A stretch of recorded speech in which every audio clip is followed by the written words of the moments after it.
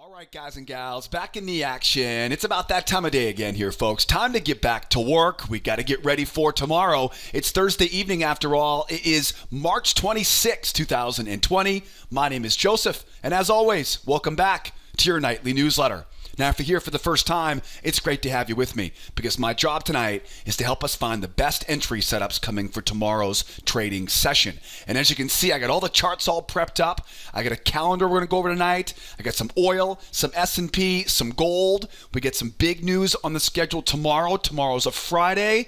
So we're going to break this whole entire plan down in just a few moments. Before we jump into the video tonight, though, as always, make sure you subscribe to this YouTube channel, especially if you're here for the first time. Hit that subscribe button. Make sure you tune in every evening to watch this video. How about questions? If you have any questions about anything we talk about tonight on the video, drop those questions in the comment section below. And as always appreciate you guys and gals tuning in every evening. If you tune in every evening to watch this video, hit that thumbs up button for me. Always appreciate you guys spending your time with me every evening on this video. But enough of the introduction. Let's get this party rolling. I want to kick off tonight's newsletter by taking a look at the economic news calendar for tomorrow, courtesy of Econo Day. Let's take a look at what the schedule looks like here for a finally Friday trading session.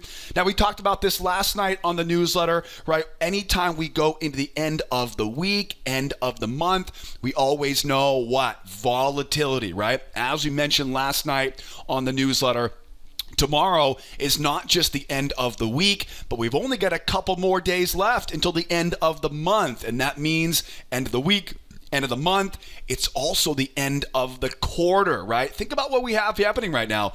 End of the week, end of the month, end of the quarter, right? For a lot of us, the end of our sanity over here, being locked down in quarantine right now, right? But as you can imagine, there's going to be a lot of pent-up opportunities, a lot of volatility as we come into these markets, these next couple trading sessions. Now, remember, right, anytime we see these scenarios where end of the week, end of the month, end of the quarter, we get more volatility, what's our plan during high volatility environments? Our plan is to slow down the time frames, widen out our stops and targets.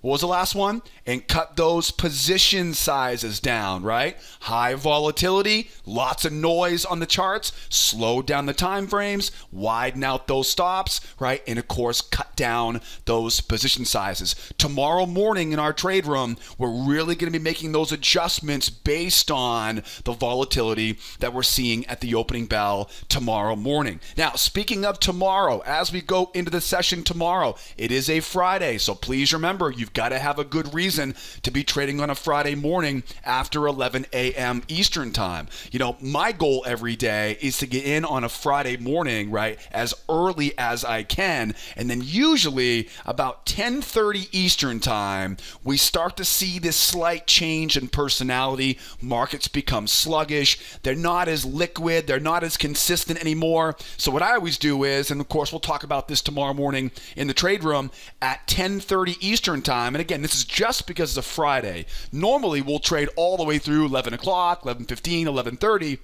On a Friday morning, though, after 10:30, we're going to take a few minutes, think about what the personality looks like, kind of take the temperature of the market, so to speak, after 10:30. If it's slow, if it's sluggish, that's going to be a sign of things slowing down. Professionals will begin to peel off their orders, right? If we keep getting good personality, we can trade all the way through 11 o'clock tomorrow morning. But the key is going to be being aware of the situation. Don't just blindly trade all day tomorrow. As we get after 10:30 Eastern time, I'm going to stick that thermometer in the mouth of the markets, right? Take its temperature, so to speak, and of course, see how the personality goes from there. So you could definitely say early in, early out tomorrow. If you are trading with us tomorrow in the trade room, we'll do it together. As you can see, we have, of course, right, some personal income news at 8:30 Eastern time. There is news on the calendar for tomorrow. I would normally think that personal income news would have a big impact on a market like gold,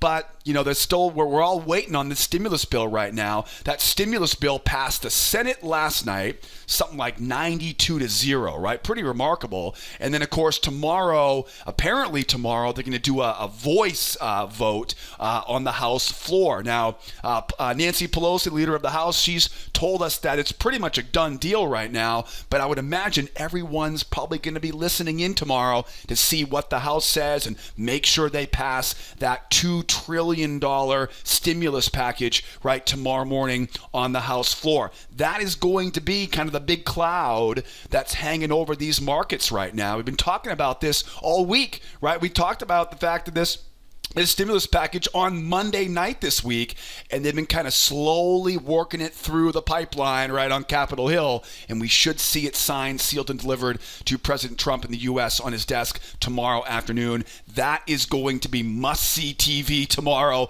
I would imagine a lot of people will be waiting and watching closely on that. So even though we got some news at 8:30 Eastern Time, I would love to say that news is the big news tomorrow. I wish it was, but it's definitely not, right? The big news tomorrow is definitely going to be this House vote to make sure they get that stimulus package. So tomorrow, early in, early out, I'm going to be keeping my eyes on the personality all morning tomorrow. And of course, I'll keep us tuned in tomorrow to the live data feeds to make sure we know when that news comes out about that stimulus package. Now, don't forget, tomorrow morning, 8 o'clock Eastern Time, we're going to cover a lot tonight on this video, but I want to remind you, every morning we get together and trade it together in our trade room, 8 o'clock Eastern Time. What I'll do is I'll put all the registration information for you in the description of this YouTube video. So if you want to come out and join me in the trade room tomorrow morning and every morning and trade this with me, grab that link in the description of the YouTube video, right? Get registered, and I'll see you tomorrow at the opening bell. In the meantime, though, let's get these charts all prepped up here for us because I want to make sure we're ready here for tomorrow's trading session. I got some crude,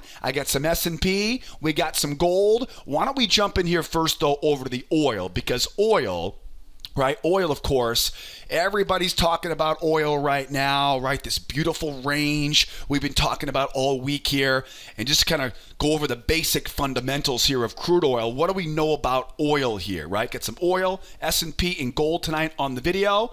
Starting off on the oil, we know we have a range market, right? Obviously a range on this chart. The market, of course, spends most of its time today, runs lower, chops around sideways inside of that trading range, and then kind of spits itself out right on the other end. Now, we've been watching this all week here, right, as an expanding triangle. And so we've been really loving on the fact that it keeps on rotating back and forth. And I'd like to think tomorrow we should be able to get a shot to rotate back higher here. So, right, definitely looking good here for the bulls. So we know we have a range. Anytime I see a range-bound market, I know I want to buy low and I want to sell high and avoid the middle, right? Range-bound markets, you know, think about that trading range right in the middle. And think of this as being a big old magnet right in the middle. So what goes down will come back up. What goes up will come back down. It's a range-bound market here on oil. Keep on buying low, keep on selling high, and avoid the middle. Buying underneath, selling overhead. And anytime I have a range, what's my favorite pattern? My favorite setup is what we call a failure setup. And that is we wait for the price to make a run lower.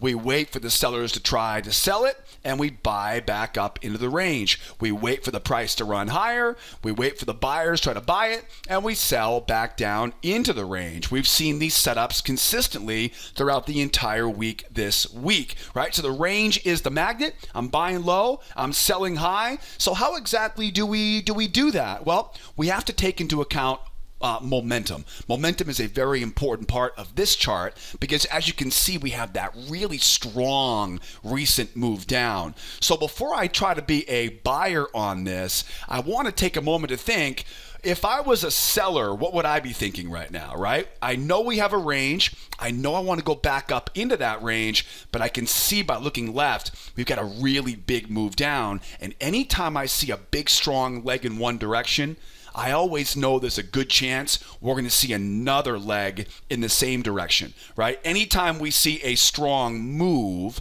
we expect to see another leg before we make the reversal. So I have that strong move. I'm anticipating another leg before we get that run. So that's a lot of what I'm getting ready for here and what I want you to be ready for in the next few hours here on crude oil. Because as you can see, we've already seen, if you watch this newsletter every evening, we've already seen those bears try once. And so anytime I have a strong move like that, I like to use what's called a nested failure pattern, where I like to see the sellers try twice. And you can see we're almost there right now. We are about halfway to getting that pattern all set up, right? So strong move down. That gives the bears the momentum. That gives them the edge. The problem is it's not a bear market, is it? It's a range market, which means it's probably going to end up back up into that range. I want to be a buyer, right? Because we're in a range, but I don't want to buy too aggressively because you've got all of that momentum going lower. So again, if you tune in every evening, you know this pattern pretty well, right? When I see a strong move down, I don't just buy it.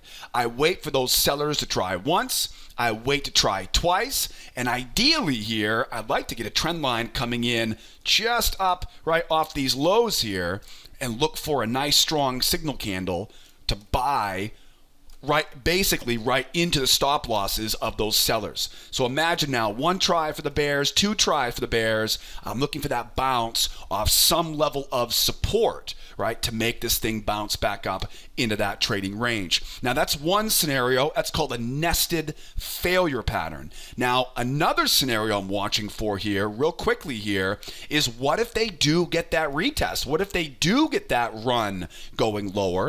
If they do get the run going lower, honestly, that'll be even better, because now what I can do is I can start to build in a combination setup. I can look for what I call a nested failure into a bullish pullback on the way higher. To be very honest, this would be a more desirable pattern just because it frees up more space for us to make some profit. Basically the same thing, right? We got that strong move down here again.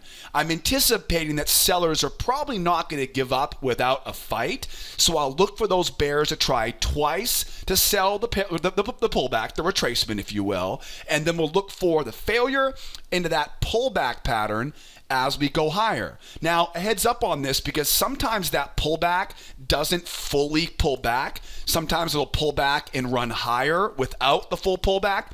If that happens, just draw the swing right there and buy the trap. That'll be your next best option. So if you don't get that initial pullback, like I hope we do tomorrow, right, then we'll look for that follow-up or trap low. I call it a 2-try trap pattern.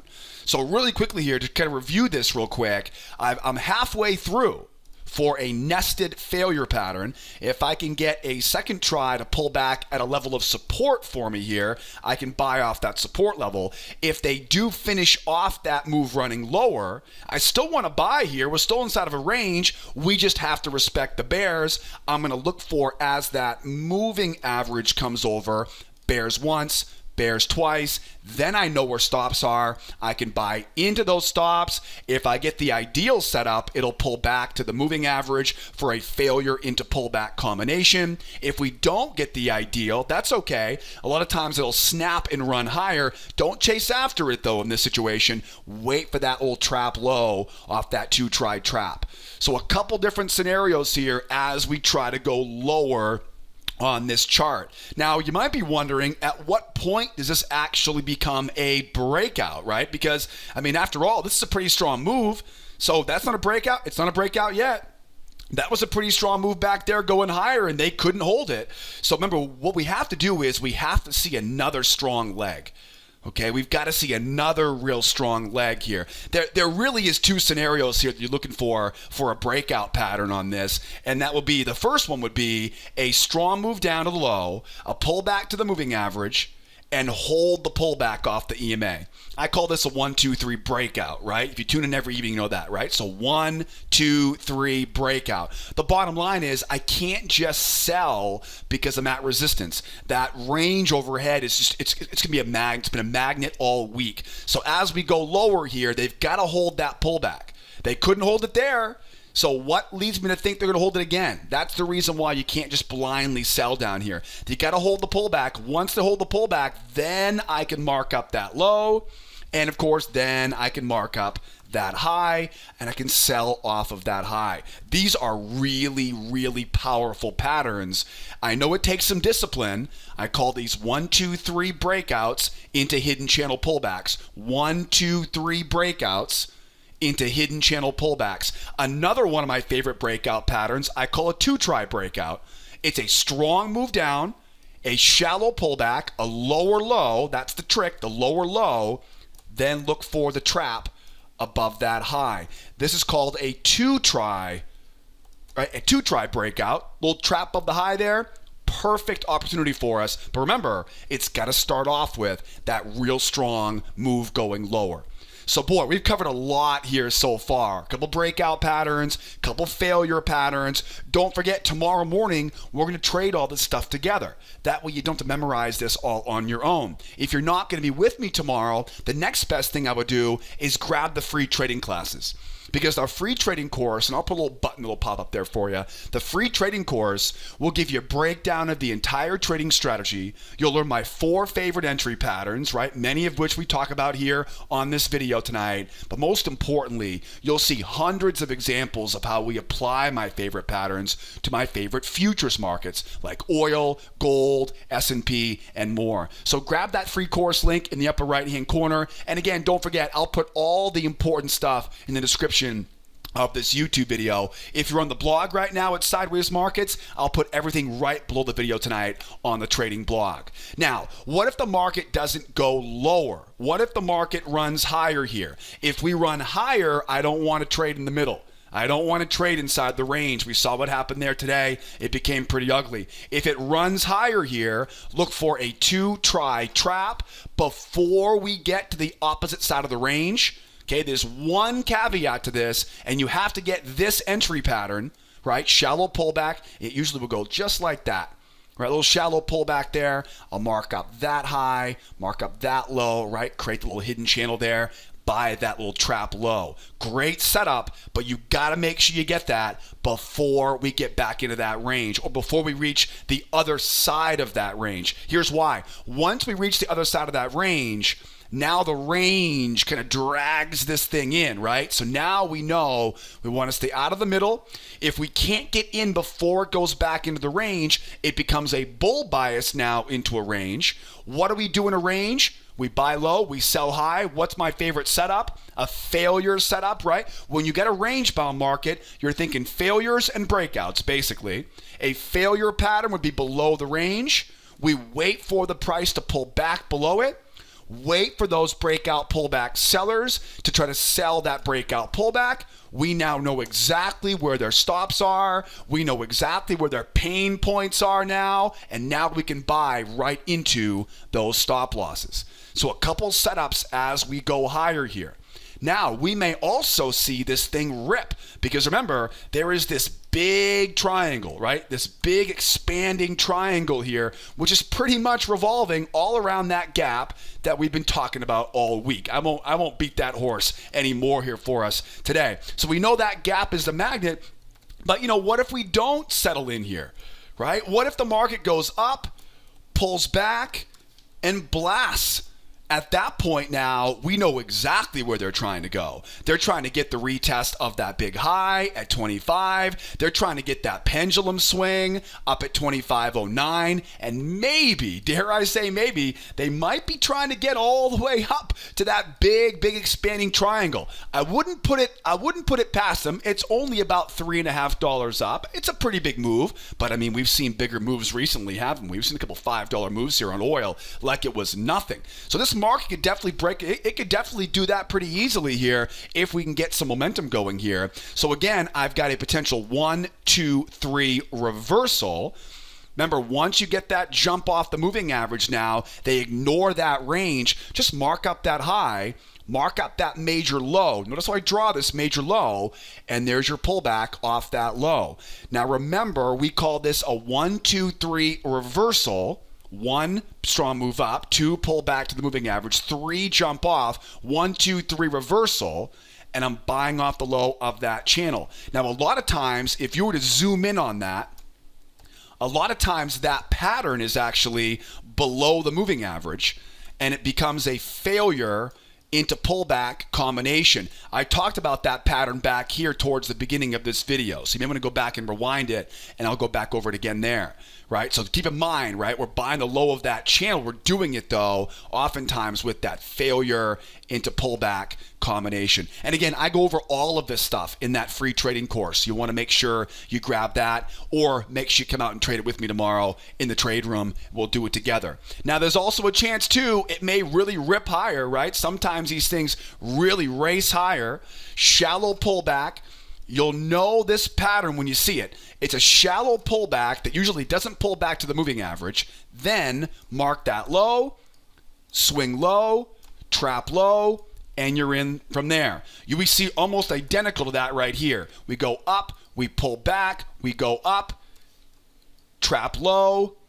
That's the pattern. Okay, that same pattern right there, you can almost guarantee if we see another big strong run like that, again, it ignores the range. That's the key. It ignores the range. It keeps on going. Shallow pullback, higher high, trap low, two try reversal, two try trap pattern. We know where our targets are. All right, guys. I think we're looking pretty good here now. What do you think? Any questions so far? Don't forget, I know I'm going quickly here. Type those questions in the comment section below. And if you're loving this stuff like I do right along with you guys every night, hit that thumbs up button. I think we're good to go. We got the buy side. We got the sell side. I got the plan all put together. Tomorrow morning, 8 o'clock Eastern time, we'll do it together. How about some S&P here tonight? Over on the S&P, what do we know about the E-mini? Well, first of all, we know we're bullish. I think that's pretty easy.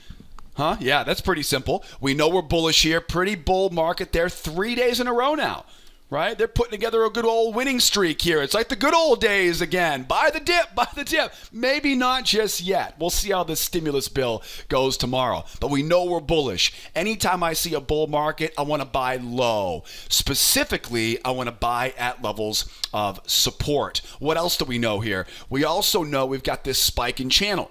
Now, this is a very luxurious spike in channel. I kid around with saying that, but it's a very wide channel. There's lots of leg room on this one. We don't oftentimes see spike in channels that give us such easy opportunities to risk small to earn large. That spike in channel tells me two important things. One, I want to buy the low of that channel. And two, we oftentimes with spike in channels, we see really deep pullbacks. And those deep pullbacks, you want to write this down if you're a new trader. Spike in channels. They're very, very common. They start off with that big spike.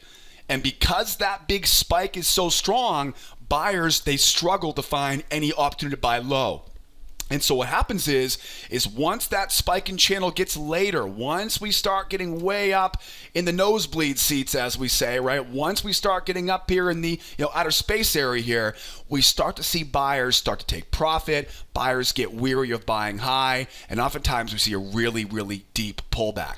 Don't let that pullback fool you into thinking it's a reversal. It's not a guaranteed reversal. A lot of times it's a sharp pullback to allow the buyers who really aren't given a chance to buy low, it allows them to get in at a reasonable price, comparably speaking. So spike in channels tell me two important things. They tell me I can buy the low of that channel, but more importantly, what I've learned over the years, when I see a spike in channel, the most important thing is not to get fooled when it gives you that sharp pullback. Because that sharp pullback will make you feel like it's reversed. And right when you try to get in short, it'll snap right back up and make you feel foolish, right? That's why I mentioned it here about this spike in channel. What else do we see here right now? I know we're bullish. I want to buy at support. I've got a little tiny range.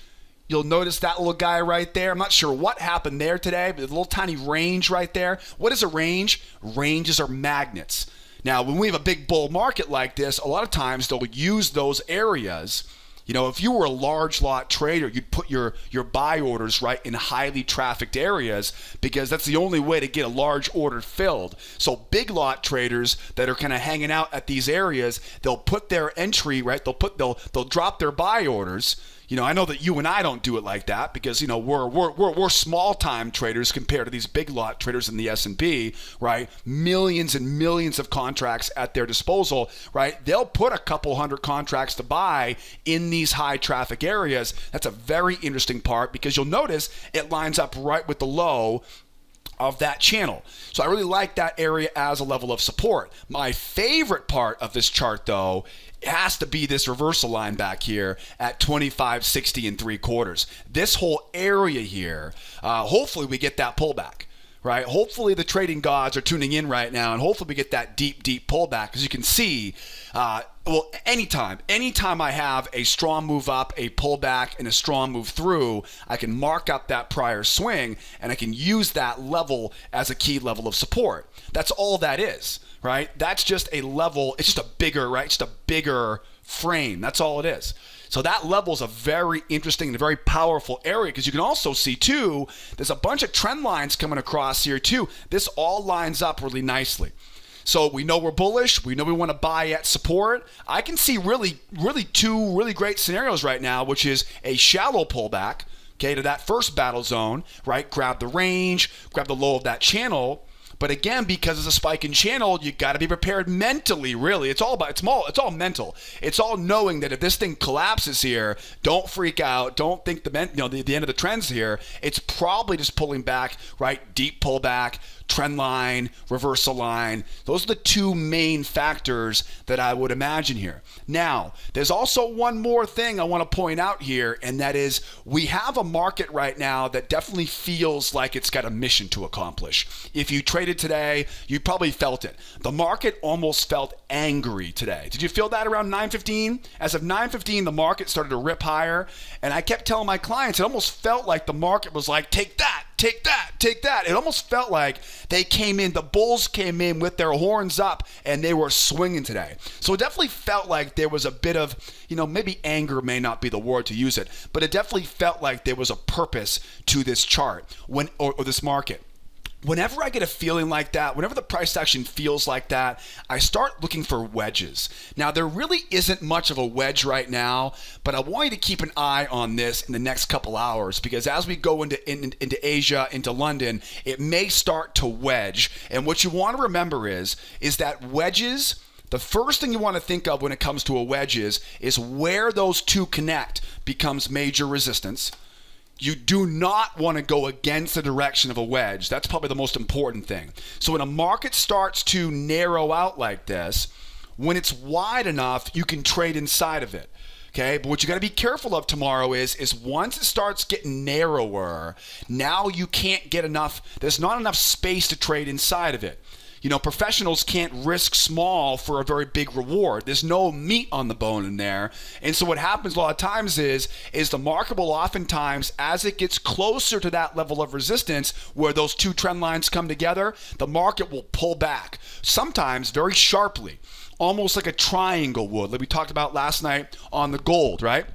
So you got to pay attention to this over the next couple hours. As it starts to get narrower here, we may get that sharp pullback. Again, though, don't confuse that for a reversal again. Okay, a lot of times what will happen is it'll grind up, it'll struggle, and it will snap right back up to retest that high. It looks like that 2,700, I think it was, is probably where they're trying to go here. They get to 2660. I've got my next big objective area is at 2664 to 93. And of course, you got 2700. That 2716 level is a really juicy area, as you can see here. I got some data problems back here. I got to fix this when I'm done here today. But that doesn't mean I can't use that level still, right? 2716 there. 2716 is a big objective. I think 2700 is got a big old bullseye on it right now, based on what I can see on this chart. So I want to point that out because it may end up doing that. Wedges do have a very stern personality to them. So if we do see this thing kind of grinding higher here as we go, you still want to wait for that pullback. And when you wait for the pullback, again, same thing. Don't confuse it with a reversal. Okay, those are the three big factors. And in fact, really, there's actually one more scenario here, and that is, I don't expect it, but we may end up going sideways up here. The market made a really big move today. 1, 2, 3. I mean, I've got it as a measured move. These are two really big legs. Oftentimes, two big legs means, 3 or 4 small legs. And oftentimes, we'll see this thing go sideways here. Now, we talked about ranges on the oil. Okay, so oil was in a range. We know if we're bullish into a range, what do? We look for that. We look for those seller failures to buy underneath the range. And as you can see, I don't care about, that's not bad at all. That sounds good to me because we've got that trend line here. We've got those support levels here. So I'm not upset about it going sideways in the range. Neither should you. Just be aware of this, though. If they do end up chopping sideways here, we'll take the size of that range and we'll multiply it down to find our buy zones, just like we did on the oil chart right at the beginning of this video. So that's something we're watching for here as well. Okay, so now I think I've covered all the bases. I think I've turned over all the rocks here so far on this S&P. Let's break this down as far as what setups I'm looking for here. Now, first of all, if we the shallow pullback down to the first battle zone, the low of that channel, if we get that shallow pullback, this should be pretty easy because the momentum is firmly in the hands of the bulls. And at that point, I'm looking for some sellers to try to sell off the moving average. If I can get those bears to get short off the EMA, now I know where their stops are. I can buy into those stops. I can buy the pullback to the moving average. This is a very common combination setup. It's a failure into pullback combination. You can see almost identical back here. Right? See how it pulls back under the moving average. The bears come in, they try to sell off the EMA. They obviously, they get stopped out and they buy the pullback to keep going. It's the same idea I'm looking for here. So a shallow pullback, a failure off the EMA. We're buying into stops, buying the pullbacks, and going up from there. Again, we talk about these patterns a lot in that free trading course that I mentioned earlier. What if we really get a deep pullback though? Right? What if we really pull back all the way back down into that second battle zone? Again, it is likely, okay? Might not happen, but you got to be ready for it mentally. That way, when you see it, you're not scrambling for something to do. So if we do see a strong pullback, usually that will come in one of two ways. Either a 1, 2, 3 pullback, which is really what I call a two-legged pullback, one leg, two leg. Okay, in that situation, I want to get back above the trend line and use that trend line as a key level of support. Those are a little bit tricky, but once you learn how to use them, once you realize that a strong pullback is not a reversal, you wait to get up and over, nice strong signal, and hit it. Targets back up to retest the high. We call these two-legged pullbacks, or 2 LPs for short. If we don't stagger lower and we just rip lower now, I want to be a buyer because I know the situation we're in. I just don't want to buy blindly into so much bearish momentum. So my favorite pattern on this is that nested failure. This is the same pattern we just talked about on the crude oil. I let the bears try twice when you get those sharp pullbacks because, again, anytime you see a strong move in one direction, you know the odds are very good. They're going to at least get a retest of that low, if not another leg in the same direction.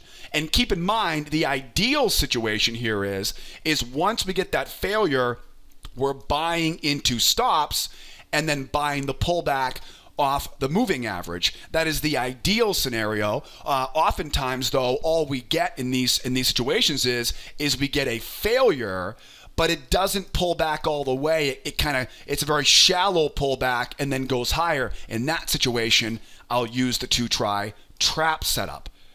Very subtle difference here. One pulls back to the moving average, the other one shoots higher. They both tell me, though, get into this sucker before we go back up and retest those highs. So a nested failure into a pullback or a nested failure into a 2-try trap. Now you're probably wondering, okay, so at what point does it become bearish? It becomes bearish once I can get down into this area here and then hold a pullback on some strength. Once I can get those bears to really show me they mean business, because just a strong pullback's not going to be enough. There was too much overall bullishness, and buyers are going to be drooling over that pullback. Now, I should also kind of prerequisite this by saying, if there's something that happens overnight, maybe they reject the bill in the House, maybe something comes out that's different. then things may change. But, all things equal here right now, unless something shocking happens overnight, I would imagine a strong pullback is going to be seen here as a sell for short-term traders, but for smart traders, a buy going back up to retest the high once you get the proper entry set up. If they can get that strong pullback, if they can hold that pullback to the EMA, and if they can jump off that moving average now we're bearish with a capital B. I'm going to mark up that low, mark up that major high to find that hidden channel, and we're selling off the high of that channel. Or if it just tumbles, right? Let's say it doesn't pull back and run. Let's say this thing just starts to accelerate as it goes lower. If it really starts to take off the downside and we don't get that pullback, but we see that lower low, that's your two-try trap. The two-try trap is excellent when you don't get that official pullback. Right? You get that strong move down. It's so strong now, that little shallow pullback, that lower low, right? Trap high, a lot of times too, right? This will be coming off of some sort of hidden channel here. So we're going to keep an eye on that as well. So now we know how to handle this pullback, whether it's a shallow pullback or a deep pullback. Again, if we sit here and go sideways, or if we go up and go sideways up here, just beware of the range. When you see a range form, a failure pattern, I want to buy underneath that trading range. That's my bread and butter on range days. Let those bears, again, it'll look just like that, right? You'll be right below the range. You'll see bears try to run it lower. They try to sell it, and you can buy into their stops. Same basic idea. If we go higher here and we don't get stalled out in a sideways range, if the market runs higher here and really jumps at the opening bell, don't be afraid to readjust this channel, much steeper channel, and buy the low of that channel. That will be a great setup if you're in Asia or you're in Europe. Probably a little bit too early for us in the US. Or if we see it really start to rip higher here, shallow pullback off the EMA, higher high, trap low. These are definitely two setups I'm watching for, right? This two-try breakout, right? Two-try trap pattern as we go higher. And again, keep your eyes open for those ranges up here, because we've made some pretty good progress here for these bulls. Objectives up around that 2,700. I've got the buy side ready. I get the sell side ready. I know to expect those sharp pullbacks. Those sharp pullbacks tell me embrace momentum, use those nested failure patterns. And again, tomorrow morning, make sure you're there with me. I'll put all the registration information for you in the description of this video. Let's keep this party going though. Wrapping up here tonight, we saved the best for last. Over on the gold, we started the video last night on the gold. We'll wrap up tonight on the gold. Well, we talked about it last night. We are watching for rollover right now on the yellow metal. As I'm recording this right now, I've got my 420 contract at 204. I've got my 620 contract at 134. As soon as that 620 contract has more volume than the 420 contract, I'm going to flip this chart over to the 620 contract, and we'll trade the 620 contract going forward. As I mentioned last night, there's never a real easy way to tell when gold's going to roll over. It's a little bit unpredictable like that. Kind of like its own personality, right? Kind of like its own price action personality. But the reality is we are watching for rollover here. Boy, what a great trend line that was last night. I called last night's newsletter the most important trend lines, and that was a great call last night, wasn't it? Hopefully you guys are ready for it. Last night's newsletter, we talked about that being the sweet spot. We also talked about when you're trying to sell off a major level of resistance and you see a strong move, what do? You let them try once, you let them try twice, and you sell from there. A great example of a nested failure. Remember this, right? It's a range on gold. We're buying low, we're selling high. We knew we had a bunch of resistance waiting overhead here. Got that big spike going higher here, and you're going, oh my goodness, how do I sell? How do I sell that resistance area with so much momentum for the bulls? One try, two try, and let her rip back down in. Now we're back down into this trading range. So where do we go? We know we're range bound. We know now we get the bears back in control because of that strong move right there. right? The bulls definitely have that, right? The bulls definitely, excuse me here. The bulls definitely have get that over here. The bulls definitely have that strong move higher. There's definitely a chance they may make a run higher here, so we'll talk about that here as well. But the most important thing right now, though, is we're back inside the range. Range-bound market tells me I want to buy low, sell high, and my favorite patterns are failure patterns when it comes to ranges. So stay away from the middle, buy low, sell high. All right, how do we get short here? How do we get short back up into that range? First things first, I've got that strong move higher. Anytime we see a strong move, we know there's potential for another leg as we go. What I'd love to get here is to get a little crown reversal pattern. That would be the ideal scenario here. As these buyers, as they try to get that next leg going higher here, look at how much we have to work with here now. A little trap high. We still got that trend line coming down. That's another great spot for us right here tomorrow. Now, if they don't, let's put it this way. If they get above that high, now I've got to respect those bulls again. Right? So if they get back to retest that high, I'll look for the same pattern again. It'll be a 1, it'll be a 2, and then we'll sell it back down into that range. So two patterns here. One is going to be what I call a crown reversal. If you tune in every evening, you know we talk about that quite a bit. It's basically a nested failure. It's 1, 2 with a trap high. Right? So buyers have that little bit of an edge with that strong move up. There's possibility they may start to get that pop higher. Look for that trap high, crown reversal to sell it back up or back down again. What if they make that move all the way back up, though? What if they do get the move back up? I'm still inside of a range. Okay, I haven't broken free of the range yet, but I've got to respect that momentum. And so once again, it'll be a 1, it'll be a 2, and then back down. That nested failure pattern, just as we saw back here. Now, what if they hold it? Right? What if they do actually hold it? If they go 1, 2, 3, break higher, mark the high, mark the low, buy the low there. Okay, that'd be that 1, 2, 3 reversal, 1, 2, 3 breakout. Or maybe it rips higher here. We know they're trying to go. They're trying to go back up to retest the high. Shallow pullback, higher high. Again, this will usually be just a barely miss the moving average. Trap low to buy to finish off, right? To buy to finish off the move higher. If for some reason if they can rip this thing back up to the highs here, watch out. Remember, these highs at 1700 are yearly highs. They're big time resistance levels. Wait for the pullback. Use that seller failure. We might even get lucky and be able to use that same trend line again, right? The trend line that keeps on giving, so to speak. So remember, if we do make a run higher, watch out for those ranges up there and look to buy underneath that range.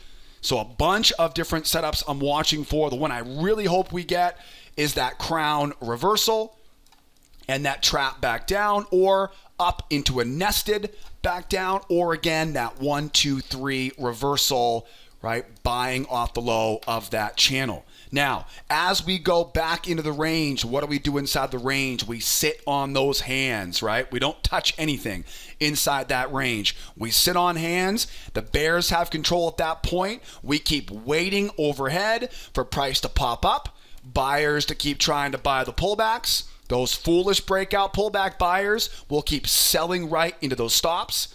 If the buyers can somehow hold the pullback and run, it becomes a 1, 2, 3 reversal, 1, 2, 3 breakout, mark the high, mark the low, buy the low of that channel.